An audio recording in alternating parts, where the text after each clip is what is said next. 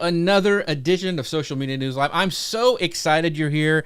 This is going to be fun. I saw Eden for the first. We were on. I think I've seen her doing stuff all over, but I think we were on a show together, like a video thing. I think Kevin Coolby was there and some other people. Yeah. And I thought, okay, here we go. We gotta get it on the show. So I'm so excited that you're here. This is going to be a lot of fun. And I know a ton of people have a lot of questions because they've seen you everywhere. They're like, how, one, did you get that gig? And two, like, how can, so there's just be a ton of different comments, I'm sure, today. Connor Brown, the unsinkable Connor Brown. How are you doing today, my friend? I'm doing great. Jeff, I just got off a cruise. Do I look sun-kissed, tan? Oh, I don't know about, you're something kissed, but. You do look like you have a nice little bit of color, Love it. Yeah. The color is red. The color is red that I have. Yeah, yes. you didn't even go outside. You just sat in the bar on the ship, I'm pretty sure, at the pool is what happened. We got Tech Troublemaker saying, let's go. Yes, we're going to go. This is going to be fun. So if you guys, we're going to be talking about in-house creation today because Eden is a master at this, and it's kind of a new rising thing that, we were talking before the show that Eden was saying she's seen it on LinkedIn. I've had some people that are doing that as well that I know. So it's kind of this rising things, but a lot of people don't know about it, and it's really, really fascinating. So we're going to dive in that today. If you need help with content creation, or you're interested in in-house creation, or any of those things, or if you know somebody who needs help with that, make sure you mention them in the show below because we're going to be talking about that today. We want to make the show all about you, so ask your questions. We'll try to pull up as many as we can during the show. We've got the OG guys in the house. We got Chris Stone casted saying, hello, beautiful people of planet Earth. I don't know what show he's looking at, but I'm glad he's here. And then we've got people, Germany. Hello from Germany. Thank you so much for tuning in. Yeah, Saeed, thank you so much. Ask Ralph is in the house. He says, good morning, friend. So this is going to be a great show. So I'm going to go ahead and hit go on the podcast machine, and we will get started. So just a second here as I get everything. Where did my screen go? Well, here we go. Dun, dun, dun, dun, dun. Let's see, Connor, what'd you break here? So I didn't break. You broke it. It was actually me. It was actually Connor. Okay, here we go. Now we're going to hit go, and then we'll get started. Here we go. Welcome to Social Media News Live. I'm Jeff C., and you're not. And I'm Connor Brown, and this is the show that keeps you up to date on what's happening in the world of social media and more. Have you ever wondered how one becomes a successful content creator in today's competitive world? Or maybe you're interested in the journey from podcasting to live streaming, or maybe you'd like to find out about the secrets of engaging an audience both online and offline. If those questions speak to you, then you are in for a treat. Today, we are excited to announce a guest who is excellent in the art of content creation. She is an expert who has transformed her passion for storytelling into a thriving career with Camo Studio. Eden Liu is going to be sharing how she got where she is, her insights, and her best tips for creating captivating content. So sit back, clear your schedule, clear your mind, and get ready for this week's episode of Social Media News Live. Eden, thank you so much for being here today. Thank you so much for having me. I've been following the show for a while. Finally got the call up from the G League to join to get some playing time, and here we are. That's right. That's right. No more summer league for Eden. And if you don't know who Eden is, you should, because Eden has been podcasting for over 7 years and now produces and hosts live streams for Camo Studio. She specializes in collaboration, creator tools, and community engagement. We're excited to talk about what it's like being an in-house creator and just talking about the creator community in general. Eden, thanks again for being here. Well, we have got to do a shout out, and Eden's been a part. She was at a creator camp last year. Our friends over at eCam, they are the sponsors of the show. You can find out more about them at ecam.com/Jeff. They have a special summer sale going on right now where you can save 30%. If you go to that website, ecam.com/Jeff, you'll see a code there that you can enter to save 30% on your first purchase. But it's only going on for 5 more days into July. It is gone. So go to ecam.com/Jeff. And by the way, we talked about Creator Camp. Well, sorry, they're all sold out. But you can have a chance to actually win a ticket to Creator Camp. If you go to jeffc.com/win, you can enter for a chance to win your very own ticket to eCam's Creator Camp. And we will be giving a secret code for even more entries at the end of the show. So stick around for that. All right. We're going to jump right into this because, Eden, you have a fascinating story. Like I said, I listened to you and James Hicks interview that was on YouTube, and you have a kind of a fascinating story. But I want for you to share kind of the story of your unconventional path to becoming a content creator, because it's pretty interesting. Sure. So I really like to call it an unconventional path because I never thought that I was ever going to be in front of a mic or a camera or live streaming or doing any type of writing or anything where people would be consuming anything that I'm expressing. So I however, was always an avid podcast listener. You know, when they popped up and we all found out about what they were in like 2012, everyone's listening to podcasts, even though we don't really know what a podcast is. I found this sports podcast on ESPN. It was the True Hoop Basketball Podcast. And it was just such a good show. They had like a roster of sports guys that they would rotate throughout the week. There was different shows for different days of the week. And I just started to like tweet about it because that was when like the peak of basketball Twitter was like, right. You know, was just thriving. It was before all of the casuals joined in on basketball Twitter. So it was still a cool space then. And I just started tweeting about the show, like my favorite moments or like sort of adding my own commentary, similarly to how we often add like our own commentary into the live chat of a live stream. Right. And then I just, you know, tweeted casually, never thought that anyone would actually see them. And then one day I get a DM from the producer of the podcast, Jade Hoy. He was my first producer ever. And he just asked me like for some thoughts about the show, asked me if I wanted to hop on a call with him actually.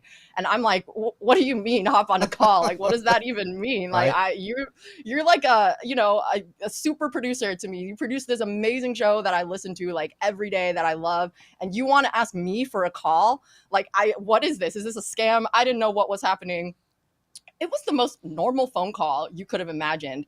I hopped on this call with the producer. He just starts talking to me like I'm his best friend and that he's known me for years. And I'm just going along with the flow. And like, he asked me some thoughts about the show and we're just chopping it up for about like 20 minutes. And then at the end, he's like, oh, do you want to come on the show?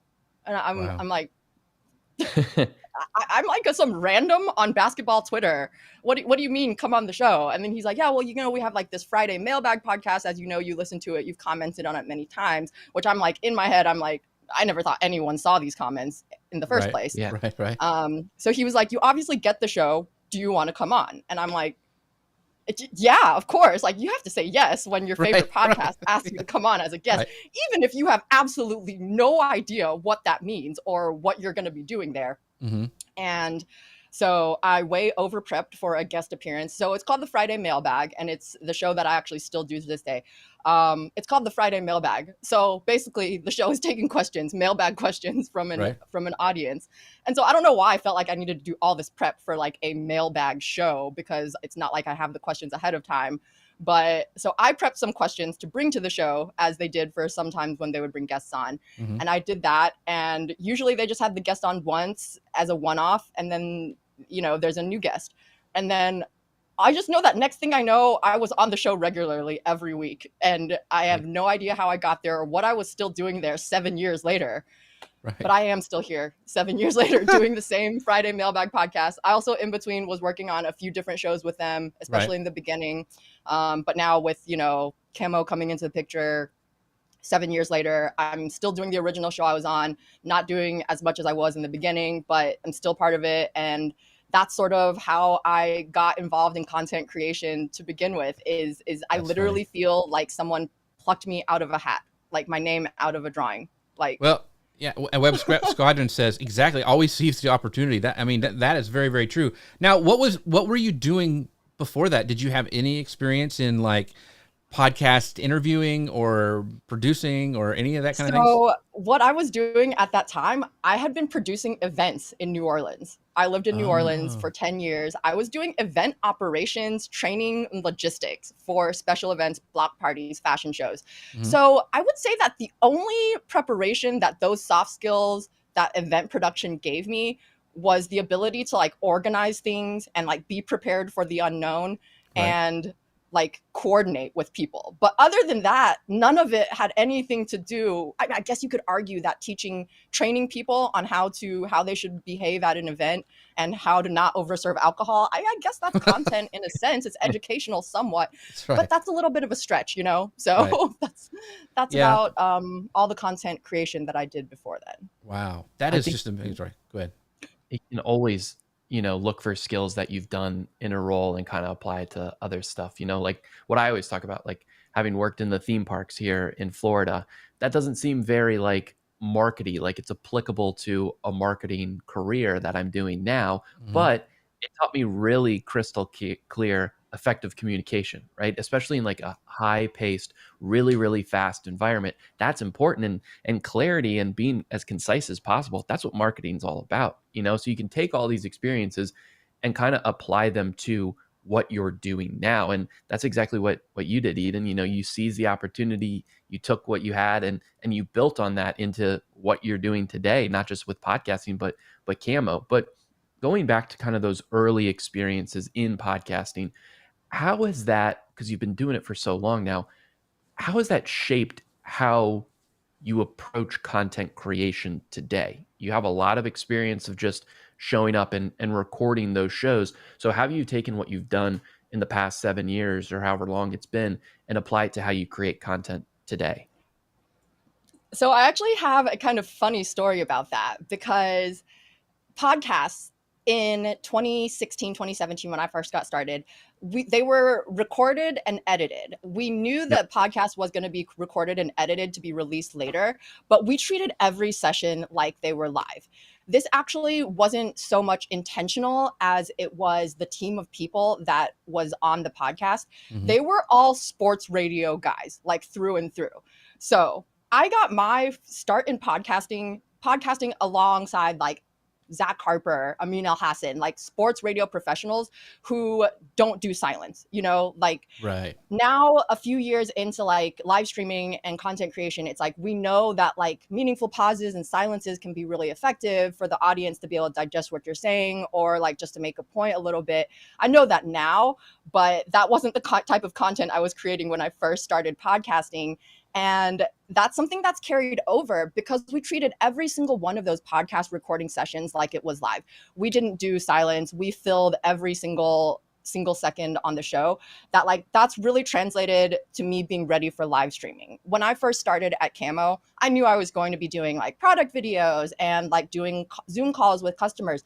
I never thought that I was going to be doing as much live streaming as I am now, but now it's like my favorite part of the job. Like I love producing and hosting live streams, and the podcasting experience also, because it was never like my project. I was a part of someone else's project, that it was like, I had to really learn how to like show up and do my part and like to let go of the that comes with when you are a part of a collective rather than like creating content and being like your own creative director. So there was just like a lot of things that I learned through that experience that just sort of evolved into how I create content today. And like treating every show like it was live, even though it was recorded and edited, is a huge part of like helping me feel prepared in being able to do what I do now. So, what do you think some of the, the two mediums are pretty different? Like recording, I have friends who record to tape, was what we always would say. You record it and then you go back and edit it, like you say. And then there's the live stuff. Like what we do every Friday is live. It's raw. I screw things up. My camera quits working. Connor, his toupee comes off. Whatever it is, we have to deal with it. And it's kind of spontaneous. And I love getting the comments. Like exactly from Chris Stone says, such a great story. They saw Eden's talent and seized the opportunities. Like I love being able to pull up and talk back and forth with people during the show. But how do you, when you so you were doing this podcast for 7 years, you were showing up, you were kind of creating content, and then you went to Camo where you're kind of doing your own live streams. It's not you with 4 other guys, it's you, right? It's you and maybe a guest or something. How is that transition? Did you have to like really flex on another muscle? Is there things you really started to kind of look at yourself and hone in on? How did you handle that transition?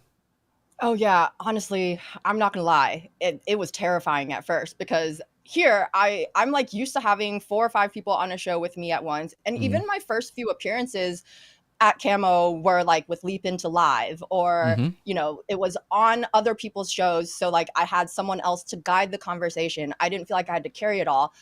But this is a little bit of me giving a little bit of a secret into who I am, my secret life as a K-pop stan. Is I actually learned a lot about live streaming from watching K-pop, my favorite K-pop artists live stream.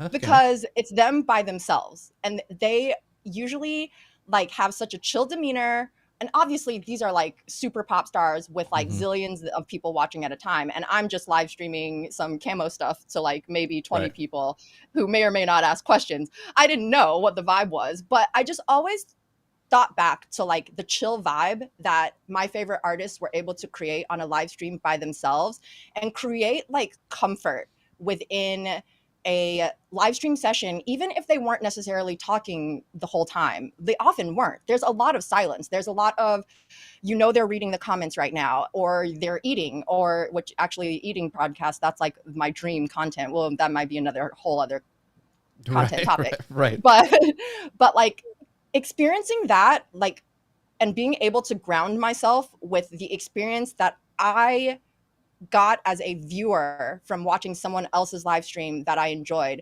helped me curate the vibe that I curate today in my office hours. And then I sort of like, the more you do it, it becomes muscle memory, and like you're like, you start to find little things that help you yourself, even without like always going back to like, oh, what did this person do when they were on a live stream by themselves? Like I just started to find sort of like my own ways to fill silence, or my own rhythm with bringing in comments. And it was a pretty big adjustment though. That's why I love to tell people that I want to collaborate. Can we collaborate? Because I'm just like, I don't want to do solo content. I don't want to have to do stuff by myself. Like, it is different. It is really like when Connor is, you know, off on a boat somewhere, and somebody can fill in, and I have to do it myself. It's a different skill set. Like you have to like, you know, you can't like, you know, like a lot of times I'll switch to Connor and like I'm like blowing my nose or something, you know. Yeah. Like, and you know, I mean, you don't. It's another person. That's the only reason I have Connor, so I can blow my nose. But no, just kidding. He is amazing. But it's harder. And even solos, even like when you don't even have an interview, that is a real skill set. I call that's back in the Periscope days when you just sit there and blab to a camera. It's hard. Periscope. Yeah. I didn't say Google Plus, Chris, so you can't drink. But yeah, so anyway, that's it is a very different skill set when you have to hold the show on your own. And that's why I prefer having a co-host, just because it just seems, for me, the way I do things, it just seems to flow better for me. It's easier. For the first few years of my podcast, I had a co-host as my best friend, Hank, because I knew the only way I was going to be able to start is if I had that security blanket. Now, he also loved what we were talking about. He wanted to be a part of it just as much as I did, but I knew that that's how I had to start. And then you take it from there.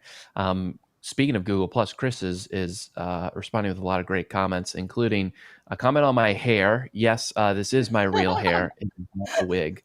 They can't even manufacture this. But he also says, learning outside your space is so important. Eden is a master at this. And I totally agree with that. I think in order to be a great content creator, you have to be a great content consumer. And that doesn't just mean sitting on your butt and watching as much YouTube as possible. It means as you're watching something, being fully engaged in it and understanding, how are they captivating us?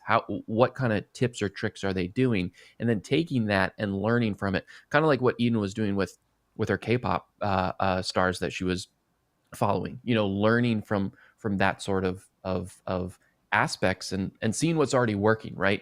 But Eden, you know, if someone is an inspiring content creator and they're consuming a whole bunch of stuff right now and they love what they're seeing and they have dreams to do that themselves, what kind of advice would you give to them that are just starting out, that are ready to get it and kind of take it to the next level?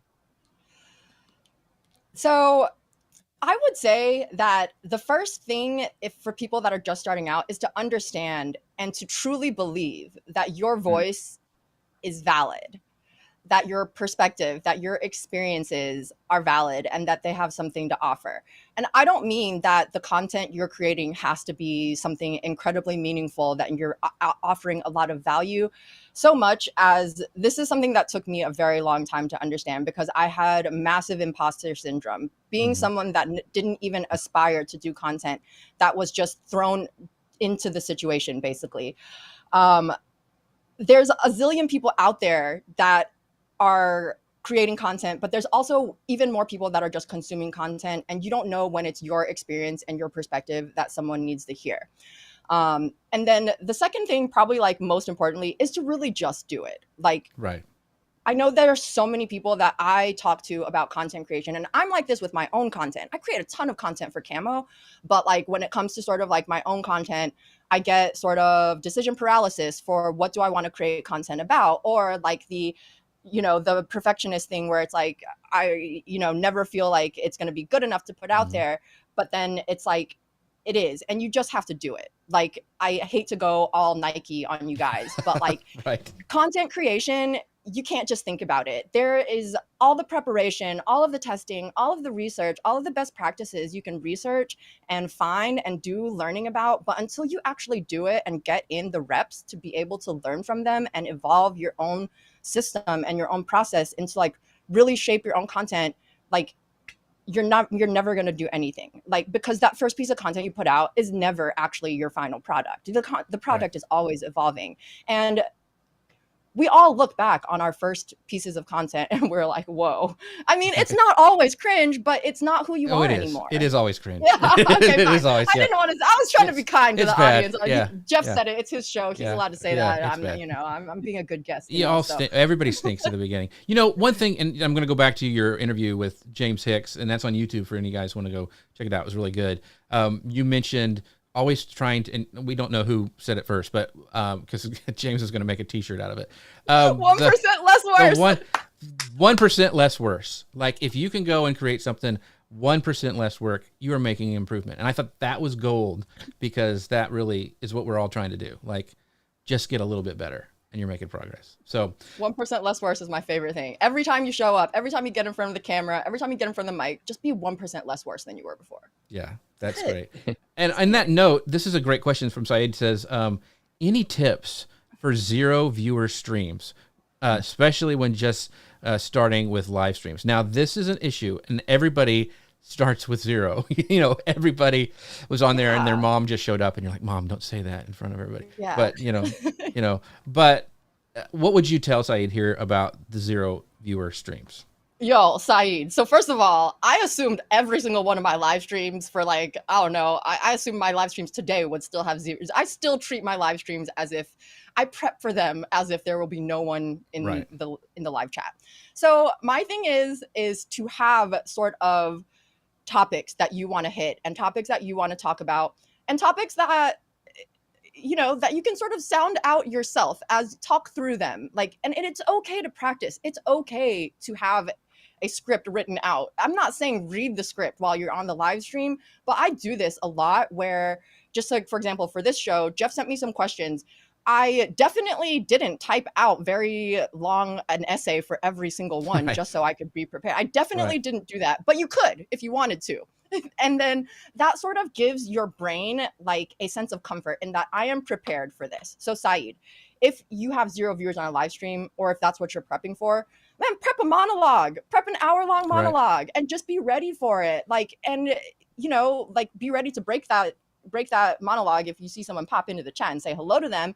But like, just be prepared. Like, I know that it's a mental hurdle to feel like you are contenting to no one, but like, it's a rep. Just do it. Like, you're getting in a practice rep. Like, I want to say that I'm blessed to not have had any 0 stream viewers, but I kind of feel like it would be a good challenge to have, and to see how would I carry myself through it. And I'm not saying I hope it happens, but like, I think it would be a really fun exercise to see how any of us that do content regularly would be in a 0 viewer live stream, because it's like you're thrown in the fire, essentially. You got to carry that show. That show.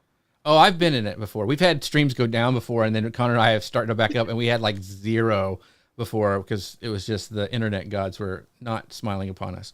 So it's not easy to do, but it is. You're exactly right. It's doing the reps. About the being prepared, like I always have three sections with 5 questions each. That's my prep for the show. I do that. That's what I do to make myself be prepared. Now, Doc Rock will argue with me, and we've been on this before. Like, he thinks you should never have, and Lou Mangel is the same way, never have questions. Like, and I'm like, because he gives it more flow and feel. And I'm like, yeah, but then you have guests who need something. Like, I would rather have it than not. Now, you can argue either way. It doesn't matter. It's your show. You can do whatever you want. So whatever makes you feel like you're prepared, I say do that. And mine was always like, have those things ready because you never know what's going to happen. You could have geese outside your office. The thing is, it's like a lot of the time the prep is not just for you, it's also for the guest, because like I hear you on that, and it's like I know Doc is team no preparation. He doesn't want any talking points. He doesn't want to even know the show topic. Like, but I'm like, Doc, not everyone is a seasoned guest like you. Like, I feel like I'm a great guest, but if a guest bombs entirely, like they just don't have anything to say, or they just are completely unprepared, that is so much more work than I have to do to save the show versus if I just give them something to prep for ahead of time. Yeah. Corey says, forget imposter syndrome. If you feel it, we all do. Remember, an intern pushed a bug update straight to production with null identifiers and crashed half the planet, and it's still ongoing. So there's always somebody who's had a worse day than you have. Yeah, and then you have your fan club here saying, "Don't sell yourself short, Eden. They literally can't do the mailbag without you." So, yo, Briscoe, shouts to my guy. Yeah. So, and Richard says that's it. Nike trademarked the best phrase of all time. Just do it. It is. What is it? The kind of is. Success is just showing up. I think I can't remember who said that, but and Saeed says, yeah, suck less each time. Yeah, very very true. So. Yeah, less worse. Everybody likes that. Yeah, Ralph. Ralph puts out like a daily show, and I'm like, man, you talk about getting the reps in. He is the man when it comes to that. So, you know what, Jeff? Actually, Ralph asked an awesome question too that kind of goes along this same vein. He's so consistent, but he says he has a question. He's saying, do you see value in doing a live show? He already does a daily show, but he feels like it would allow people to ask me questions live, which is the whole point of his show. I mean, his show's called Ask Ralph, right? It's funny because and I were talking about this last night in our mastermind group that we do. The benefit of doing a live show, even if you are doing a daily show, you know, I guess my question is to both of you, because I don't do the live show other than showing up here each week, right? What's the value beyond just doing a recorded show versus the live show? Eden, I'll let you go with that one. You let me go? All right, yo, I'm gonna be perfectly honest. So I host a live streamed office hours for Camo, our software, and it is no scripting. Like, it's just Q&A questions. Bring your Camo questions, and I've gotten so much feedback about people just being so grateful that we offer this.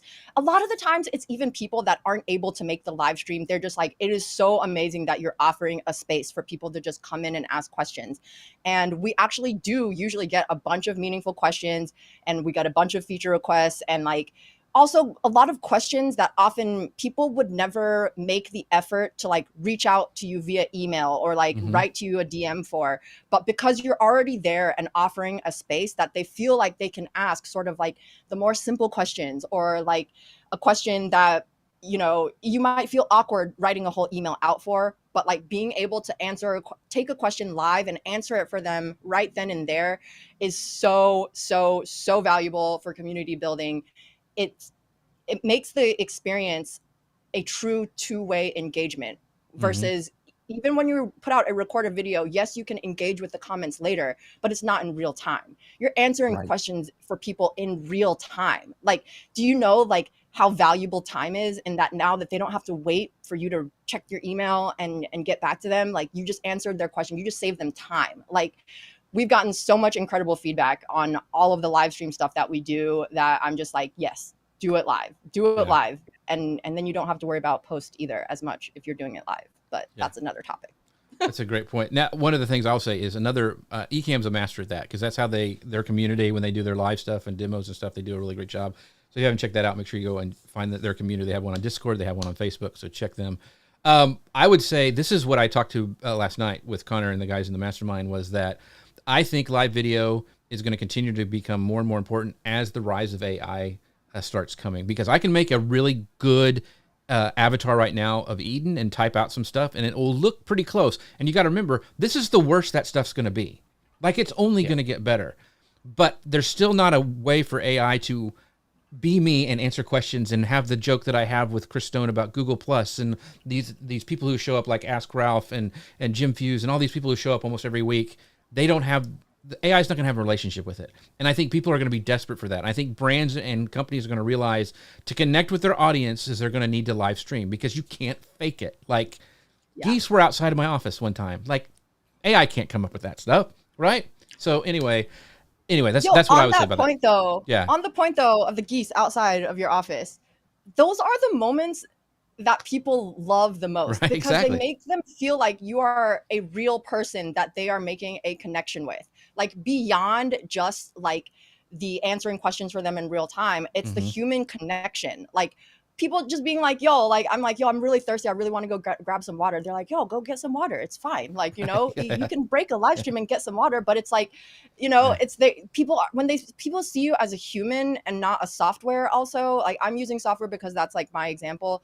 They're also a lot more likely to be a lot kinder to you when you interact with them. Like, or when something breaks. Yeah, exactly. That's what I mean. It's like, how many times have we gotten frustrated at something that doesn't work the way it's supposed to? And like, next thing you know, you're writing out an angry email to the support team. And it's like, you know, it's not their fault, but like, this happened at a really inconvenient time. And it's like, when you build a human connection with your users as a software, especially with the rise of AI and all the things that Jeff just mentioned with AI and how content is becoming content vomit, you know, it's all becoming a little bit more homogenized. Right. It's the human moments that really stand out to people. Yeah, there's a great funny. Yeah, because I scream at ALEXA all the time, or as soon as someone answers, I'm like, representative, you know? Yeah, exactly. And you give them the benefit of the doubt. So this is a great point with about showing up and nobody's there at first, and a Web Squadron says, showcase what you can do. It took me 3 months to build a regular audience, and viewership grows and drops, and eventually regulars become your trusted circle of deviants and fans. Yes, I totally agree with that. That's a great point. So, and I've popped in on Imran Web Squadron's streams. He does web stuff. It's really cool to see him engage with his audience, and it's like it's mostly site stuff, so it's not really stuff that I have that much expertise in. But like, when I'm watching, I watch a lot of other people's live streams to learn from them. And I'm just like, it is so cool when you can see a cohesive community being built through live stream. Like, Ecamm does it really well. Jeff, I think you guys do it really well as well. Like, when you see sort of like, you have like your core people that show up in every stream, you know, like, and it's like, that's like becomes like, when you know those people are going to be there for you, it gives you energy to keep showing up too. Yeah, and Kira is also one of those core people, and she goes, we also want to set up guests for success.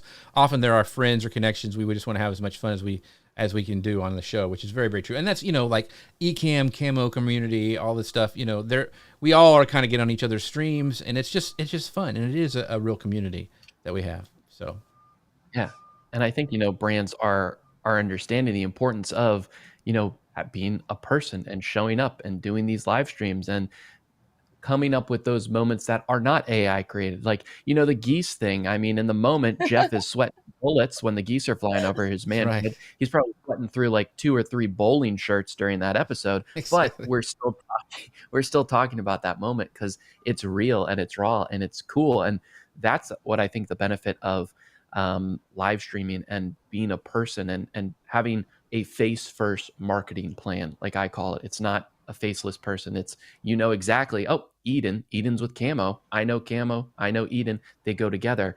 So brands are seeing this, but Eden, for you, you know, what does your role as an in-house creator for Camo Studio entail? Like, when you wake up, is it a daily thing? Is it just the office hours? But what kind of is this in-house creator role that you've built?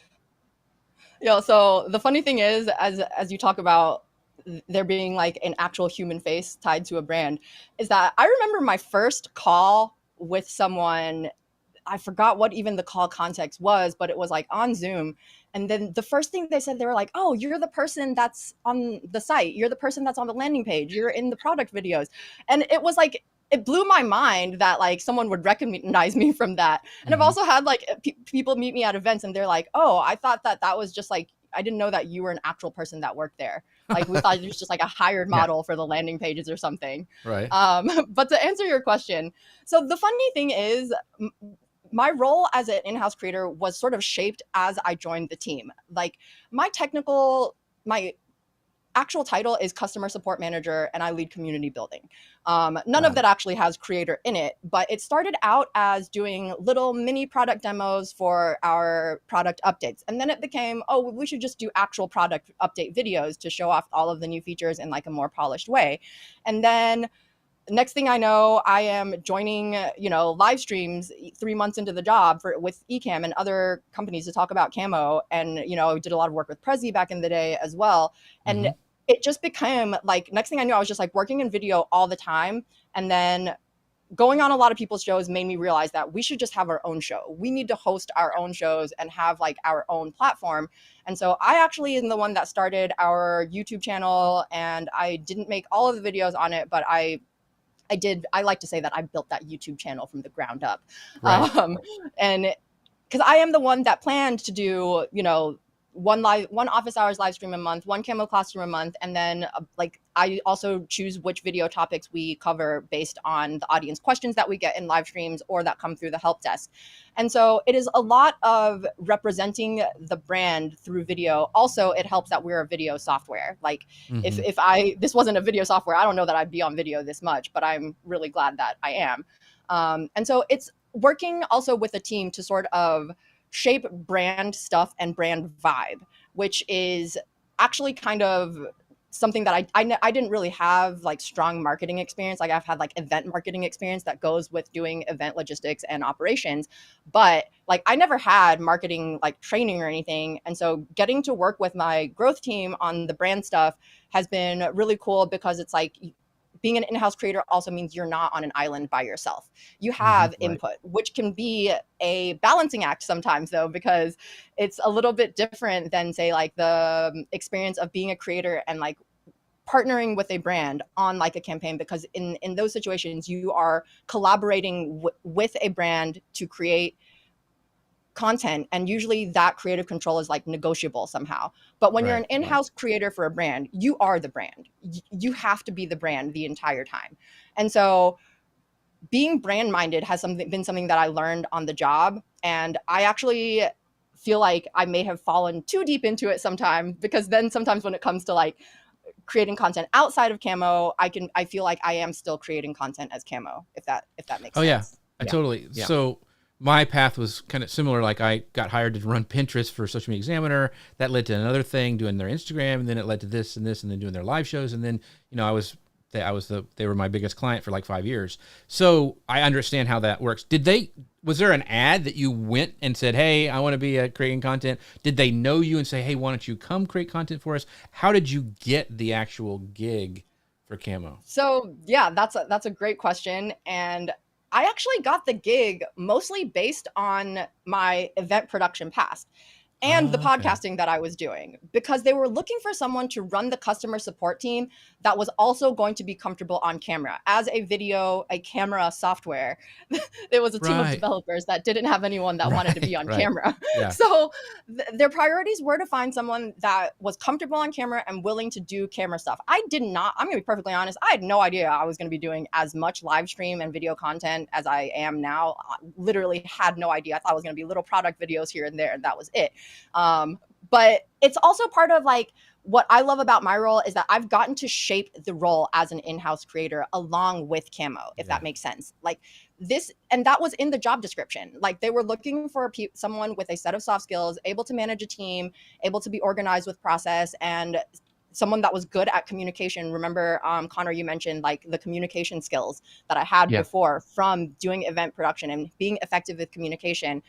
That's also helped me in doing content, and like the podcasting stuff, which I'd only been doing for about 3 or 4 years at that time. Yeah, because I've been on this job for 3 years.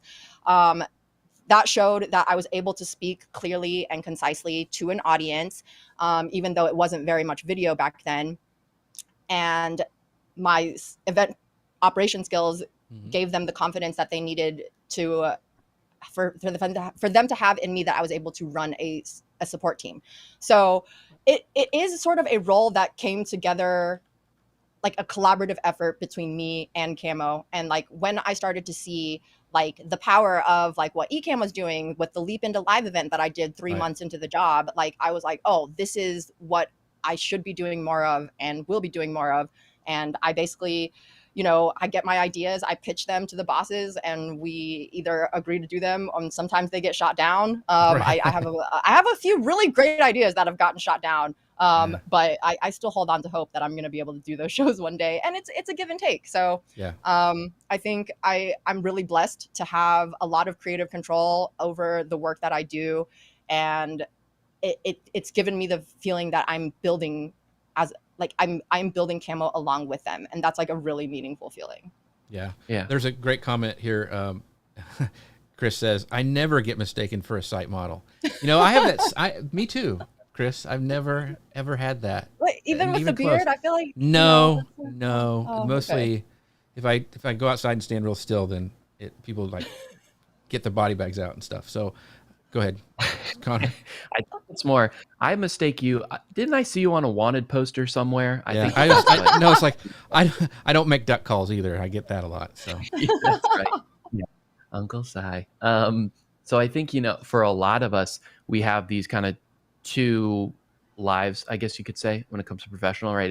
It's who we're working for and then what we're doing on the side, right? And sometimes we're creating content for both, and sometimes it can overlap. Sometimes they're totally separate. Eden, you're experiencing that a lot. You know, you kind of just mentioned how sometimes you feel like you're creating content for yourself, but you're still creating content for Camo. So I imagine that that's kind of a hard balance. But in your role as in-house creator, how do you balance like the brand guidelines for Camo and the brand goals for Camo with what you want to do stylistically and your personal creative voice? How do you balance that? It's a lot of communication at first, if I'm being honest. I am 3 years into the job, and I have things in a point where I feel comfortable, and like I know which I kind of have an idea of how I know my ideas will be recepted at this point. That wasn't the case the first year of the job. Like there was a lot of back and forth, and a lot of like, it really does take it's a lot of balance. It's a lot of balance, and just really, I also do a lot of yoga. So, you know, balance is something like that's very core to my life. But I will also say I have become mostly brand first these days. And that's something that I am trying to strike a stronger balance for. But being brand first means that my content is going to be safe, and I'm not going to get in trouble for it. And that's actually, you know, we all know about cancel culture. And of course, I'm not talking about anything that I would get canceled over. But when you are an in-house creator for a brand, when you're the face of a brand, even in your own content, you have to keep that in mind. Like that's just the reality of it. You're going to have to you're going to have to find balance for yourself in what you want to express creatively and what you feel like aligns with the brand. And I don't think that that is something that is going to change very soon, because brands have a certain appearance and a certain vibe that they're trying to communicate and be perceived as. And if you are going to be an in-house creator for a brand, that is something that you're going to have to accept. So I do think that not everyone can do it. Not everyone can do it. So that even depends on what you're looking to do. And it also goes back to like, even if you want to be hired as an influencer to make a product video or something like that, you've got to keep in mind what you're, you know, how you are portrayed in other platforms, because that can affect your bottom line. Like, like, you know, like some family companies won't touch certain people because of, you know, some of the content they create. So you have to be very, very careful and think long-term of like, okay, I'm doing this now, but you know, I probably won't be doing this for the rest of my life, kind of a thing. Yeah. So I have a really good example on that actually also, is because, so for the Friday mailbag show that I do with the podcast that I've been doing for 7 years, is we get some really random out of pocket questions sometimes, because that's the vibe that was curated on that show. And that's fine for that show. since becoming, an in-house creator for Camo and getting this job, I sometimes just don't answer questions that I feel like where I might say something that puts my image at risk. And that's fine. The people that I've been podcasting with understand that and they respect that. But like, it does happen where there's sometimes like we do video, we don't live stream it, but sometimes I'm like, yo guys, like can we cut that part out before you post the video? Because like I can't actually be searchable or even have my face connected to that conversation, even if I didn't chime in on it. So that's the reality of it. That's smart. That's very, very true. I want to, and by the way, I want to talk about your community. I want to talk about how you do your collaboration community with your role at Camo Studio. And the cool thing is, I mean, I know it's working because you brought a lot of people here to this show. Like you got your community following you, which is a great thing. And that, I mean, that's value to Camo that you're building this community. So can you talk about the things that you keep top of mind when you're thinking about your community and how you're doing your office hours or whatever inside of your Camo relationship? So this might be a little bit of a cop-out answer, but I really just try to be me. I try to be very human. I like to think of myself as someone that's very good at relationship building and very good at cultivating relationships. I'm very good at communication. I just said I'm very good at a lot of things, but that's not the point. The point is, when you are building community, especially on behalf of a group, I actually also did the community building effort for the podcast that I was doing. Like I led a lot of our community building events. You have to be someone that people want to hang out with. And I'm lucky to already be someone that people want to hang out with. But I really just try to treat every person like a normal person. Like I am genuinely interested when people leave comments with like really fascinating, interesting use cases that they found for Camo, that's some that we would never have thought of ourselves. And some of it's like really cool. And I will just like, whenever I see people that reach out to us, whether it's through the help desk or if it's like in a comment, I'll just say that. I'll be like, hey, like, it sounds like you're doing some really cool stuff. Like, you want to hop on a call and chat or just like share a little bit more about what you do. We'd love to follow along. And it's genuine. Like, I really try to keep that in mind. Like, it's like, sometimes people do really cool content, but if there's not really alignment with what we're trying to accomplish, at Camo, then it's like, I even if what they're doing is cool, that's not necessarily someone I need to like put time into building a relationship with. And even if I did try to build that relationship, it wouldn't be as genuine or effective because I would know that I should probably be putting my efforts somewhere else. So it really is approached from a very organic human perspective. And I will also say maybe sometimes my bosses wish that my process could go a little bit faster, but I'm like, you can't rush friendship. You can't rush relationship building. Like, I am someone like I meet a lot of people at events and we talk and chop it up. And I'm not going to immediately come home and ask them to come on my show after that. I'm going to like cultivate that relationship for 3 years. I'm going to not 3 years, 3 months at least, where I'm like, where I'm checking in on what they're doing. I'm commenting on their stuff and like genuinely watching their shows and engaging with their comment and learning about who they are. And then like slowly building that up over time. And then when there's like a topic that comes up that, we happen to want to cover and there's alignment there, that's when I make the ask. And I've never gotten turned down yet because I like to think that my approach to relationship building is very, like, I hate using this word, but like holistic, if organic, that makes sense in any way. Yeah, organic. Like it's really not coming from anywhere other than like, I'm a human, you're a human, there's alignment between what we do, and I'm genuinely interested in seeing what we might be able to do together. Yeah, that's a great point. That's awesome. I think we have a couple great questions here. And one from Teacher David that I really like says, do you think more branded companies should reach out to individual creators because some of the best ideas come from individual concepts or ideas? It's almost like a notion of reaching out to like an outside consultant, right? Different eyes, different clarity, different look at things. So what do you think about that? Obviously, you're in kind of that situation, Eden, but brands reaching out to individual creators for help building on their own concepts. What do you say to that? I think it's a great idea. So I did a show recently. We all know Stephanie Garcia in this space. She just released her book, The Ultimate Guide to Influencer Marketing. And I think that is kind of what the book is about, is how the relationship between brands and creators is evolving. It is evolving very quickly because brands are starting to realize the power of organic, like user-generated UGC, and like even like paid partnerships, because just like the comment said, like individual ideas can sometimes make the content feel more relatable. And like when the content is more relatable and it's presented in a way that's not so corporate and brandy, I'm actually going to watch it. So like when it comes to scrolling like through Instagram, for example, I scroll through all those sponsored ads unless it happens to be it's a creator that I'm already following usually. Right. And then they're just presenting it in a way that's similar to their usual content. It doesn't even feel like an ad to me at that point. Mhm. And so that I feel like is actually what's effective these days, because like a lot of, you know, MZ, like millennials and Gen Z, like we're trained to just like our brains don't even process an actual ad anymore. We just keep scrolling. Like, so I think it's absolutely essential that especially companies that are trying to grow, smaller SMEs, like, or even big brands, like to be able to maintain their standing, like they got to learn how to get in touch, and through creators is the best way how to get how to not be out of touch. I think it's more important to not come off as out of touch than it is to necessarily be in touch, because, you know, who is anyway. Right. And the thing is, I think smart brands are doing that. And speaking of paid sponsorship, don't forget our sponsors of the show. See how smooth and easy that was? I love Ecamm. You got it. That's what we're doing to make the show. That's what we use for podcasting. It's just an amazing tool. I was a user way before they sponsored the show. You can find out more about them at ecamm.com/Jeff.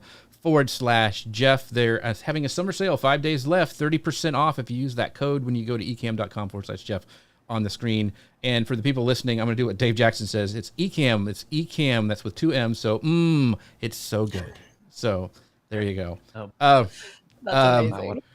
Yeah. So, let's see. Do you, go ahead, Connor. I know you had a question in the comments. Yeah, absolutely. I know we're just talking about great tools that we love using, like Ecamm. And, you know, even if you guys out there don't want to do live streams, I record in Ecamm exclusively, and it's my favorite thing in the world. But tool wise for creators, Eden, what do you find like those couple of tools that are just indispensable that you couldn't do your job without when it comes to working at Camo Studio in your role? What are your favorite tools? Well, Camo for one. No, I'm just kidding. No, it's good. It's a great tool. Yeah, no, I do use Camo every day. But outside of Camo, Ecamm is one of my top used softwares. I cannot imagine going live without it. If I'm being perfectly honest, I will be getting set up with a Windows machine, and I'm gonna have to learn how to live stream on it, and that's the part I'm most worried about. But other than Ecamm, I would like to say I'm Adobe girly all the way. Like I'm on that creative suite. I grew up with Photoshop and using Photoshop. Adobe Express is great. It's a love-hate with Premiere, but when it's the tool that you have been using and you know how to use, then it's the one that you're using. And it's like, you know, necessary evil. I feel like, is there truly a video editing tool that everyone that just loves across the board? There's not. So Premiere is my poison of choice. And I love tools like Descript, Opus Clip, etc. I'll be perfectly honest, I'm not that good at the repurposing. I need to be better at it. It is an area of improvement for me. And with the AI tools that pop up every day, I am still doing sort of like configuring on like where to make them fit in and work for me the best. Because right now, when it comes to like AI tools, I mostly just use them for unblocking, if that makes sense. Like if I'm really struggling with like how to like dumb down an explanation, or like just have like an email that it needs to be delicately worded. But I don't have like the full AI tech stack built out to totally streamline my process yet. So if you are an Adobe girl, well, their new generative AI stuff is amazing. Like for replacing backgrounds, doing YouTube thumbnails. Now it has even in Illustrator, you can have it create vector graphics for you. I mean, oh my gosh. Yeah. What? It's amazing. Oh my God. Yeah, you got to check it out. Vector graphics? Yeah. So for logos and stuff, it's pretty slick. Clutch, anyway, you had mentioned when we had kind of done a pre-chat about you coming on the show, is you said, well, I just did this thing that was an offline live show that you did for your podcast network. Talk about that, because Connor and I, we meet every year at an event called Momentum. That's amazing that we go to, and both he and I are speaking there this year. And it's just a great live events, when they're done right, are amazing. Like they just networking and teaching and training. So talk about what you did and how you did it and how it kind of evolved. Sure. So the live event for the podcast, it's really just a live show. So it's not like a full-blown conference. There's not like a bunch of sessions planned. Mm-hmm. It was a weekend planned around a live show. The live show itself is basically the podcast in person though. Like it's on a stage. Have you guys ever been to a live podcast show before? They did one at Podcast Movement where they had, oh gosh, the guy who did 99% Invincible did one live from the stage, which was really cool. Okay. Well, so ours, because we have a lot of different like rostered panel shows, like each show has at least 4 people on. So it's like we break it down into stages and we have a lot of special guests. Like for this last one, my sports people will know of Nick Wright or Bomani Jones or Pablo Torre, who we got as special guests to come on the show, the live show on stage. So it's a stage performance. It's just for one night, but there's a lot of like community activities around it because, you know, we think about it from the perspective of we have people coming from all across America, sometimes the world, to come to this live show and experience this. We should, you know, maybe make it a little bit more than just coming to the show. And so, you know, we would like organize little get-togethers on Discord, whether it's getting food. We didn't this last time, but in the past, before the pandemic, we were doing a lot of live shows. Then also we would have like a karaoke night where it's just like a lot of people that want to come everyone can just join in, and it's like a big party, a big get together with the people on the show and the listeners of the show. And it's a lot of organization and a lot of community building and a lot of like it's a lot of organization basically. So that's also where sort of like my event production past sort of helped with being able to like help out with community stuff, is because it's just about organization and logistics. And like we would use like Discord to like get like head count, do surveys, etc., and to see like what people were interested in. And often people were really just interested in hanging out with other people. So we just kind of like picked stuff that we wanted to do. Like I was like, let's go get KBBQ, Korean barbecue. And we got like a little group together and we like got lunch before the show a little bit. So how many people like showed up for it? Like, I mean, is it like, did you have to get like a concert hall? I think what kind of so it was at the Racket in New York. I don't know the final head count. I know we had over 100 people at the show. That's cool. Yeah. It was at the Racket NYC. It was like just like a little mini stage, like it's a small venue, but like very like there's a DJ booth, and so like there's like also graphics being played on the screen. My favorite segment is when there's a movie podcast, Cinephobe, on the podcast network, where we did a trivia segment, and we had like people from the community, from the audience, come up on stage and answer trivia questions, which I thought was just like sort of taking the community engagement to like the next level beyond just like being in the same room with people. You're actually giving them an opportunity to like be involved in the show itself. That's brilliant. I think that's that's sort of like the overarching experience. It was really, really amazing. Well, I think it's brilliant because you're taking people offline and meeting them, you know, in person and cementing that relationship.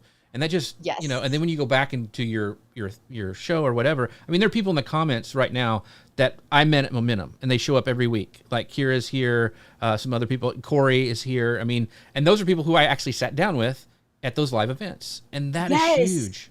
That is huge. So that's the thing, is like, if you think about it, all of the community building prior to live shows was all done online. It's through social media like Twitter and IG, or like, you know, just podcast reviews. Like, you know, these are like people that you only know as like their internet avatars. And like when you get to like chop it up in person with these people, you know, like online interactions are so intentional, you know, like it's asking a question, it's a CTA, it's a hook, you know, but like when it's in person, you're literally just like hanging out, and like topics of conversation pop up that you would never have intentionally over the internet, or it's like you're getting a drink and like you find out someone always orders an old fashioned now, you know, like it's like these little tiny things about hanging out with people that you just like would not usually get from interacting with them online, that just really strengthens those relationships like so much more. Like it's just,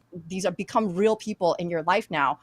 A couple of my best friends are people that I met at live shows of the podcast, especially when I was first starting out. Like it's pretty incredible. And like just to feel when someone tells you that like they listen to your show every single week, that they love the show, they remember a specific take that you gave, that they that like stuck with them, that made them feel like they could really relate to you. Like those are the moments that like as a creator have been like the most fulfilling to me, is just like meeting someone that listens to my content. Or even with Camo, it's happened like where someone was like, oh yeah, I watch your office hours. I was like, what? Oh my God. Like you're a real they person. never comment, like, but they yeah, they're every week. It's like there's so many people there that never comment, that you just never know. And it's just like, you just, even if you're just offering a space to hang out, the podcast that we do is very unserious. And even just like with Camo office hours, people have said like, I don't even have a question, I'm just here to hang out. And I'm like, yo, that's awesome. You're just here to hang out because like, because you can. I'm sure people now are wanting the first Camo live event to come out, like for you to do. That would be, there's something about the smaller conferences, and Connor and I have talked about this, is that it's more intimate. And that's why we love, like Lou caps it at like 50, I think, people, and like Ecamm's Creator Camp is capped at like, 100 because it's very intimate. And you can, as a speaker, it makes me, I can help people. Like instead of getting on the stage at a big place and then going off and whatever, and talking to a handful of people waiting for you in the halls, being there and doing like table talks and like getting in with them deep into stuff, man, that gives you such a good feeling, because you see the results that are happening. So don't badmouth the smaller conferences, because some of the best stuff happens there. Speaking of the man, the myth, the legend, James Hicks is coming in saying truth. We were talking about your great interview with Eden earlier in the show, James. So we'll have to chat later about all this. So, and then lastly, Rich Watts, the amazing Rich Watts, says, hi, all, been here for the full hour soaking in this great discussion. Couldn't agree more about the value of connections and community. They are often the birth of great things that come later. That is a perfect way to end the show. We are actually over. Eden, thank you so much. Wow, I didn't even realize we were over time. It's so much fun. So so much great value. Tell everybody where they can find you, what you got going on, all your social stuff, and let people know where to find you. My personal socials are at Pikachu Lou. That is Pikachu spelled like the Pokemon, Liu after it. I'm also behind a lot of Camo socials, at Reincubate, at Camo app on YouTube. I'm all over the YouTube channel. Come hang out with me on one of our office hours live streams. Awesome. The amazing, unsinkable Connor Brown, where can they find out about all the stuff that Connor has to offer? All the stuff I got going on, you can go to vacationkingdoms.com, and you can follow us at Vacation Kingdoms across the social medias. Great show today. Be sure to follow Pikachu Lou. Love that username. And next week we have the amazing Mike Russell, who does Music Radio Creative, but is deep into AI. So it's going to be an all AI show, which will be so much fun. So make sure you guys stop and check that out. I'm excited to have that. I thank you guys for watching. Thank you, George, for watching. Brusco, Corey, Eden, you're just commenting even on your own show at the same time. You're just a multitasker. Kara is here as well. Thank you guys so much for watching. Thank you to our sponsors, eCam.com/Jeff. Save 30% on your first purchase. And with that, we'll see you guys next week. Bye, everybody.